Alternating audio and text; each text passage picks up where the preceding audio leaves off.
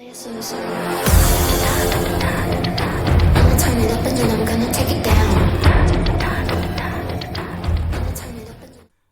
teman-teman semua, selamat datang di channel YouTube saya.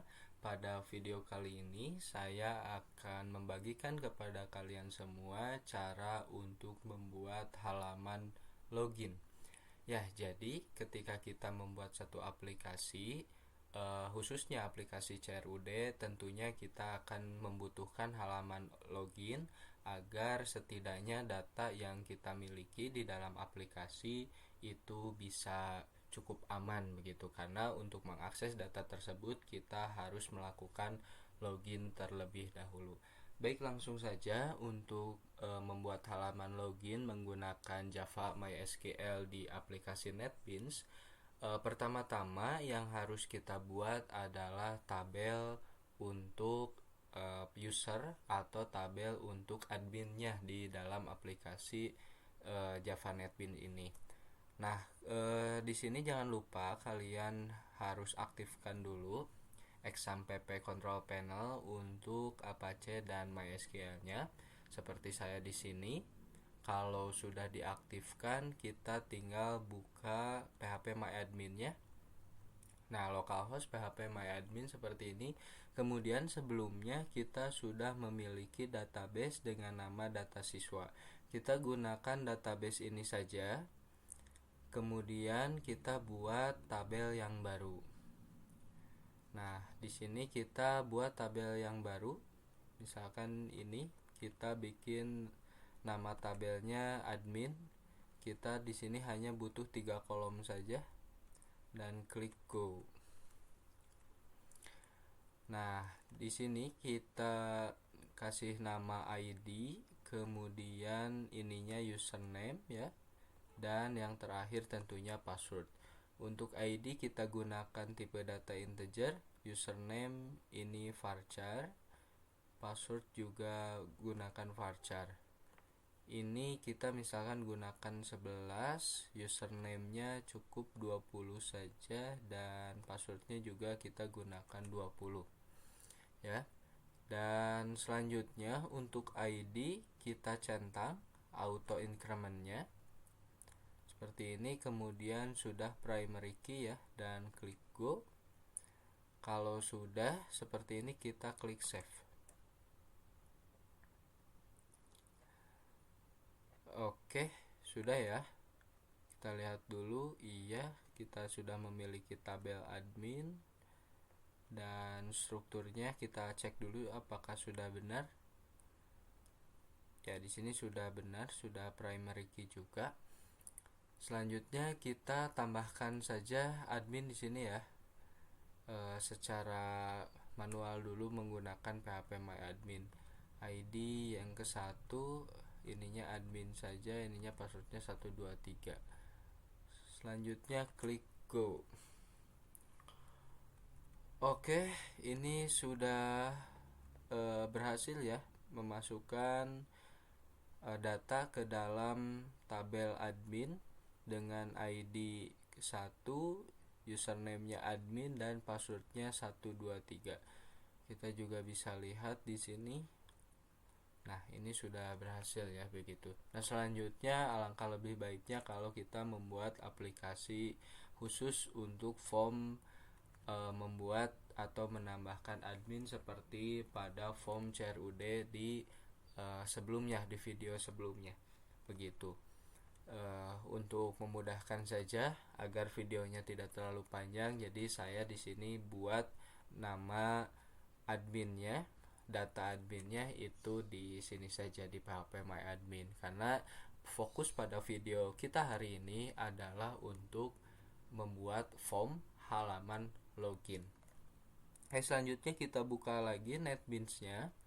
Ini kita masih gunakan proyek yang kemarin ya, proyek data siswa. Nah, selanjutnya di sini kita buat halaman loginnya. Kita klik kanan, new, kemudian kita gunakan yang ini ya, JFrame Form. Kita gunakan login sebagai nama kelasnya, finish. dan tunggu sebentar.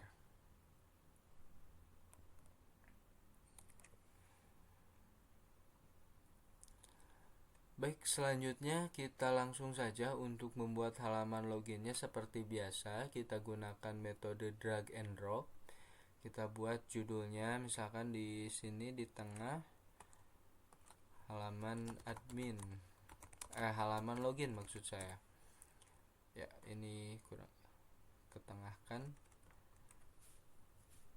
Kemudian ini kita buat halaman labelnya.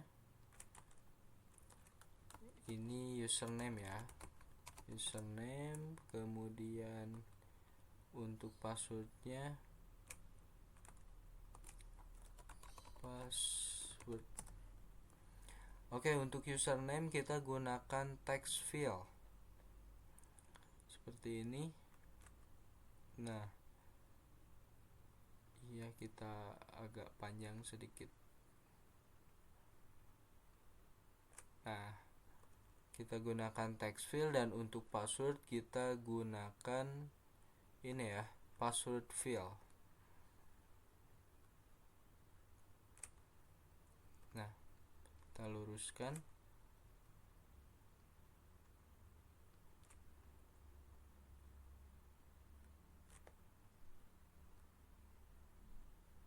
Ya. Kemudian jangan lupa untuk membuat button loginnya. Nah, teks login. Oke, selesai ya. Kemudian ini hapus saja teksnya. Password ini juga teksnya dihapus saja. Dan selanjutnya di sini kita jangan lupa untuk mengganti nama variabelnya. Nama variabel untuk username kita buat text name seperti ini, dan passwordnya kita ini ya, ganti variabelnya menggunakan text pass misalkan. Oke. Kemudian di halaman desain ini kita beralih ke halaman search di sini ya. Kita klik. Nah, ini komentar ini kita hapus saja.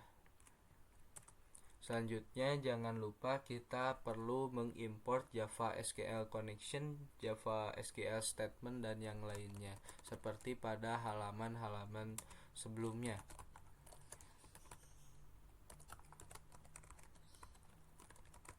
Begini. Kemudian import Java SQL ya. Jadi ini seperti halaman yang lainnya agar kita dapat menggunakan koneksi database-nya yang sudah kita buat pada halaman config ya, atau kelas config.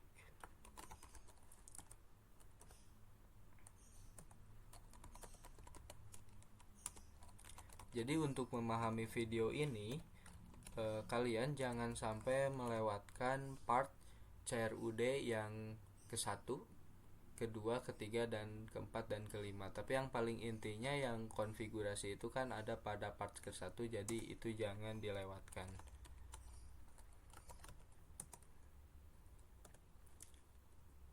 Nah, baik, sudah selesai. Kemudian kita kembali ke halaman desain. Nah, selanjutnya di halaman desain ini kita akan membuat fungsi dari button loginnya, agar ketika button login ini diklik, kita dapat mengidentifikasi apakah username dan passwordnya itu benar atau salah. Seperti biasa di button login ini kita klik kanan, kemudian event, action, dan action perform. Ya, kita scroll ke atas ya. Nah, yang ini ya. Oke, ininya variabelnya masih JButton. Saya ganti dulu sebentar. Di sini kita langsung saja change variable jadi button login. Ini agar memudahkan variabel button tersebut untuk kita ingat ya. Oke, kita kembali lagi event action perform. Nah, ini sudah berganti ya namanya. Oke, ini komentarnya kita hapus saja. Kemudian barulah di sini kita membuat fungsi dari button loginnya. Seperti ini. Kita buat fungsinya. Kemudian kita koneksikan atau sambungkan file login.java ini, kelas login.java ini dengan kelas config.java yang ada di sini yang sudah kita buat pada video part 1. Nah, ini nama kelasnya. Kemudian di sini kita membuat nama connectionnya. Connection yang ada di sini. Nah, ya, public static connection config db. Jadi ininya kalian sesuaikan juga. Ini nama kelas, kemudian ini nama connection yang dibuat di dalam kelas config. Oke, selanjutnya jangan lupa titik koma dan kita tulis statement. Misalkan namanya S, ini bebas ya karena ini nama variabel. Jadi kalian dapat membuat namanya sesuai dengan apa yang kalian inginkan. Kemudian klik C di sini. C yang dimaksud di sini adalah nama connection yang sudah saya buat sebelumnya di sini. Jadi ini disesuaikan lagi. Kemudian kita buat create statementnya.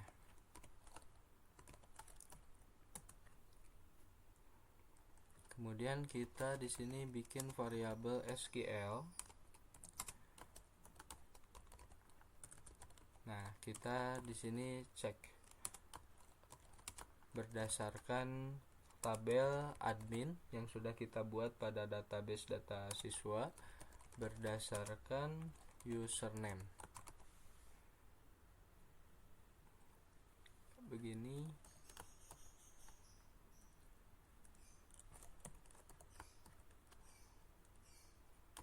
Plus.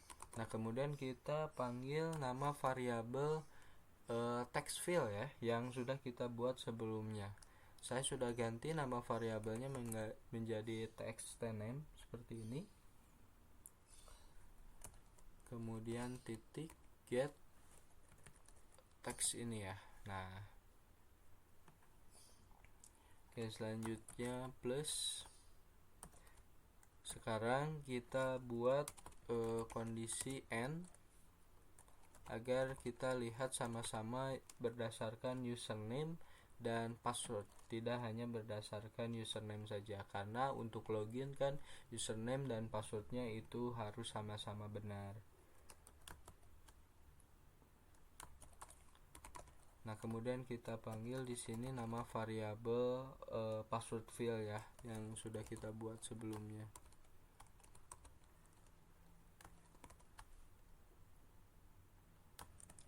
Plus begini.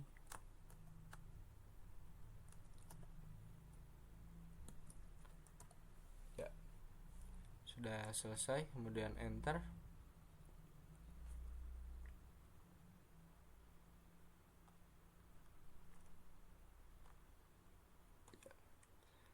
Selanjutnya result ya.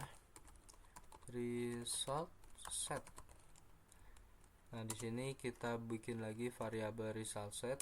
Ini kalian bebas ya ngasih namanya apa saja. Kemudian S berdasarkan nama statement, variabel statement.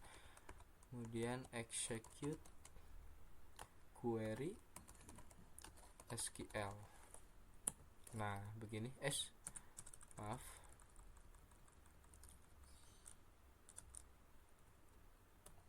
Nah, begini.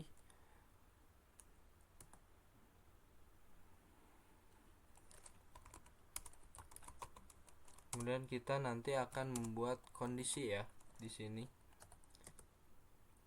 menggunakan perulangan atau looping while.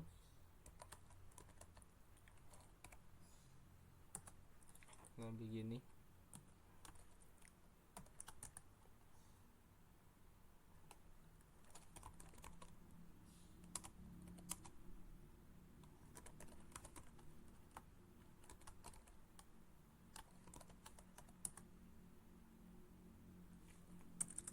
Oke, sudah selesai ini maksud saya. Kemudian selanjutnya di sini barulah kita membuat kondisinya. Apabila baris, ya tunggu sebentar, ini kenapa not respond ya?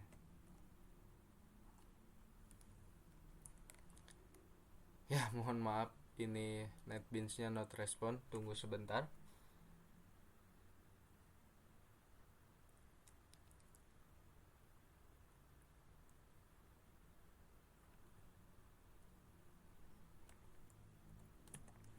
Ya, kita lanjutkan membuat kondisi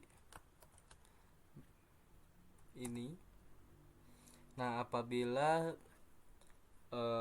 nilainya benar ya, si baris itu, maka kita di sini akan menampilkan jendela dialog loginnya berhasil gitu. So, message dialog. Nah,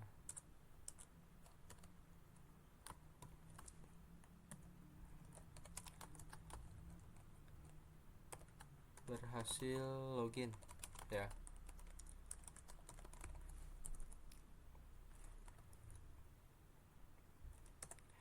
Kemudian kita hentikan loopingnya. Selanjutnya kita gunakan else untuk kondisi yang salah.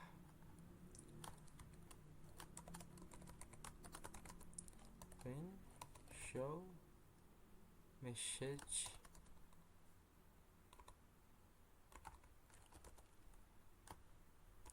dialog. Nah, ini saja biar otomatis. So, message dialog, maaf username atau password Anda salah misalkan. Atau begini saja biar singkat, username dan atau password salah.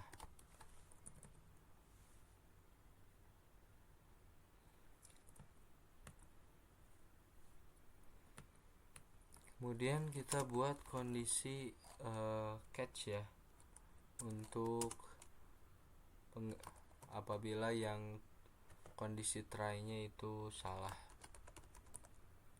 Exception ini sama seperti tutorial pada video sebelumnya, jadi tinggal diikuti saja. Kalau kalian sudah menyimak video pada part sebelumnya, kalian pasti sudah paham fungsi yang ini.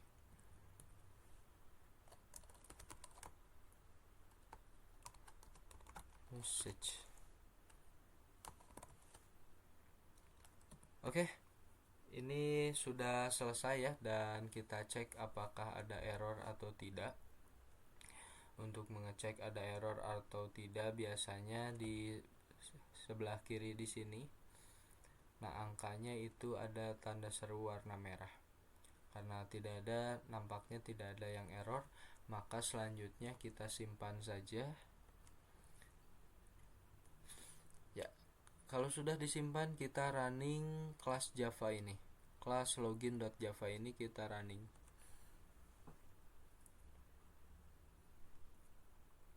Oke, kita coba. Tadi username-nya saya admin, kemudian password-nya 123. Login. Ya, berhasil login. Nah, berarti kita sudah berhasil membuat halaman login ya.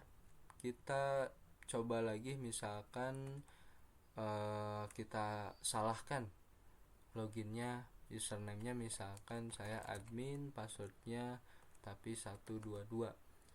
Login ya, username atau password salah. Oke ya, berarti secara otomatis kita sudah berhasil membuat halaman login. Itu saja video kali ini, mudah-mudahan bermanfaat dan dapat dimengerti. Apabila masih ada yang ingin kalian tanyakan, silahkan jangan ragu untuk bertanya di kolom komentar. Kritik dan saran kalian yang membangun untuk channel saya ini sangat saya nantikan.